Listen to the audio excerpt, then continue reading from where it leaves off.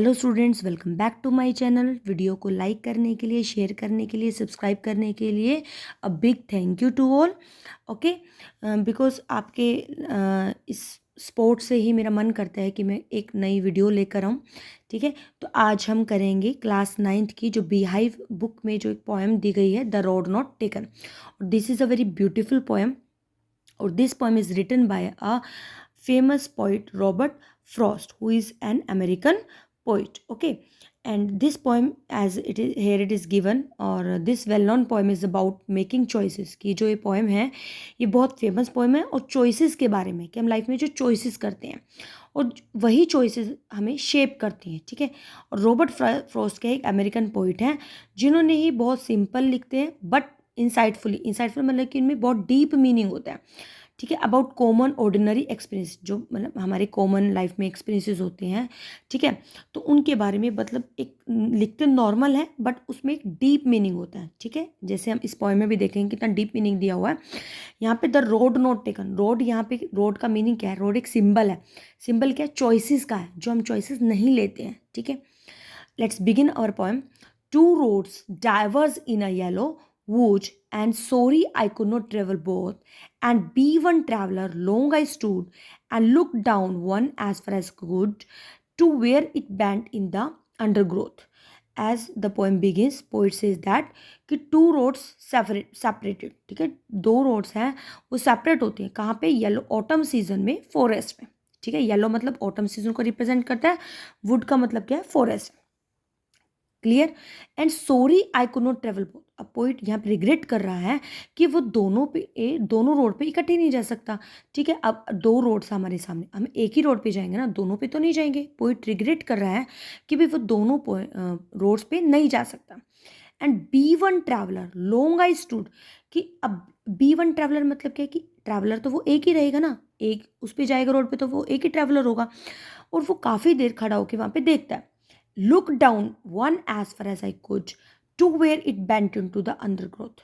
और वो जहाँ तक, अंडरग्रोथ का मतलब जितने भी वहाँ पे छोटे छोटे प्लांट्स होते हैं, शब्स होते हैं, जिनसे वो मतलब कि जो रास्ता होता है वो कवर होता है, उसको वो वहाँ तक देख पाता है जहाँ तक वो उसकी नजरें जाती हैं। मतलब जहाँ तक उसको रास्ता दिखाई दे रहा है वहाँ तक वो उसको ऑब्जर्व करता है वहाँ से खड़ा होके। क्लियर। तो फर्स्ट स्टैंजर में क्या है कि पोइट है, दो रोड्स, ऐसे पॉइंट पे खड़ा है जहाँ से दो रोड्स जा रही हैं और उस रास्ते को समझ में नहीं आ रहा उसको किस रास्ते पे जाना है। मतलब वो चॉइस नहीं कर पा रहा है।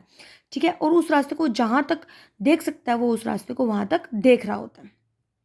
Okay, then took the other just as fair and having perhaps the better claim because it was grossy and wanted wear, though as for that the passing there had warned them really about the same. और जो रास्ता अब उसने choose किया उसको वो क्या कहते हैं कि जस्ट एज फेयर, उसको वो ठीक लगता है।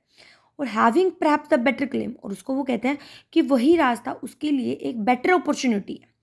Because it was Grossi and wanted wear, और क्योंकि उसको वो लगता है कि वो रास्ता बहुत ज़्यादा ग्रासी है और उसके ऊपर मतलब कि वॉक किया गया है। मतलब क्या है कि ग्रासी का मतलब क्या है कि जैसे वहाँ पे ग्रास वगैरह उग जाती है, तो ग्रासी मतलब वो रास्ता ज़्यादा यूज़ नहीं किया हुआ। Though as for that the passing there had worn them really about the same. और पोइट क्या कहता है, हालांकि वो जिस रास्ते पे जा रहा है उस रास्ते को पास किया गया है, हैड वोन देम रियली मतलब कि वो रास्ता दूसरा भी वो कहता है कि वो वैसा ही रास्ता होगा, उस रास्ते पे भी ऐसे ही लोग गए होंगे जैसे वो उस रास्ते पे जा रहा है। ठीक है, तो उस रास्ते पे जाने के बाद उसको ऐसा फील होता है कि जिस रास्ते को उसने ऑप्ट किया है, तो क्या उस रास्ते पे मतलब कि और लोग आए हैं, तो वो सोचते हैं कि क्या दूसरा रास्ता कैसा होगा, दूसरे रास्ते पे भी तो भाई वो ऐसा ही होगा जिसपे और लोगों ने भी ट्रैवल किया होगा। And both that morning equally lay in leaves no step had trodden black. Oh, I kept the first for another day, yet knowing how way leads on to way, I doubted if I should ever come back. और जब poet morning में आके उन दोनों रास्तों को observe करता है, वो कहते हैं कि in leaves no step had trodden black, मतलब कि ट्रोडर मतलब वॉक करने के बाद उसको ऐसा लगता है, उस रास्ते पे जाके उसको ऐसा लगता है कि उस रास्ते पे ज़्यादा लोग नहीं आए हुए हैं। ठीक है, और फिर वो सोचता है कि kept the first for another day, कि आज जिस रास्ते पे आया नेक्स्ट डे भी दूसरे रास्ते पे जाएगा। And yet knowing how way Leeds on two way, और जबकि उसको ये पता है कि जिस रास्ते पे वो चला गया है उस रास्ते से दूसरे आगे रास्ते निकलेंगे, मतलब एक डिसीजन लेने के बाद हमें लाइफ में और डिसीजन लेने पड़ते हैं, ठीक है। और उसको डाउट है कि वो कभी उस रास्ते पे वापस नहीं आएगा। क्लियर? मतलब जब पोइट कहता है कि जब उसने रास्ता ऑप्ट कर लिया तो उस रास्ते पे आने के बाद उसको महसूस हुआ कि उस रास्ते पे कम लोग चले हैं, तो वो ये सोचता है कि दूसरे दिन उसको दूसरे रास्ते पे जाकर देखेगा। लेकिन ऐसा मुश्किल है, ऐसा इम्पॉसिबल है कि वो उस रास्ते पे वापस आ जाए। I shall be telling this with a sigh somewhere ages and ages hence. और जो पोइट है वो बड़ा मतलब रिलीफ लेके, मतलब कि उसको बड़ा आराम आ रहा है उस अपने डिसीजन लेने के बाद, कि वो somewhere ages and ages hence की काफ़ी मतलब कि लॉन्ग टाइम के बाद, बहुत ज़्यादा टाइम के बाद जब वो इस चीज़ को रियलाइज़ करता है कि उसको ये लगता है कि हाँ, जो मैंने रास्ता चूज़ किया था वो रास्ता बिल्कुल ठीक चूज़ किया था उसने। Two roads diverse in a wood and I took the one less travelled by. कि जो दो रोड्स मतलब कि फॉरेस्ट में जा रही थी, उसने उस रास्ते को चूज़ किया जो बिल्कुल ही कम ट्रैवल किया गया था। That has made all the differences. और उसी की वजह से उसकी लाइफ में बहुत ज़्यादा डिफरेंसेस आए, मतलब कि जो आज पॉइंट है वो उस डिसीज़न की वजह से ही है, और उसने वो डिसीज़न लिया जो बहुत कम लोगों ने लिया। ठीक है। तो पोइट क्या कहना चाह रहा है कि जब भी हम अपनी लाइफ में डिसीज़न लेते हैं, वो डिसीज़न ही हमारी लाइफ को बनाते हैं। तो जब भी हम कोई डिसीज़न लेते हैं तो हमें बहुत सोच समझ के लेना चाहिए, उसके एडवांटेज डिसएडवांटेज प्रोस कॉन्स हमें सब पहले से पता होना चाहिए। दूसरी बात, जब हम कोई लाइफ में डिसीज़न ले लेते हैं तो हमें बिल्कुल भी रिग्रेट नहीं करना चाहिए।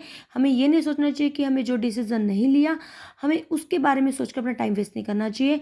हम जो हमने चूज़ कर लिया सिर्फ उसी पे ही फोकस रखना चाहिए, ठीक है। उसी को ही हमें मतलब कि एनालाइज अच्छे से करना चाहिए, बजाय कि ये रिग्रेट करने की हमें वो डिसीज़न ले लेना चाहिए था, ठीक है।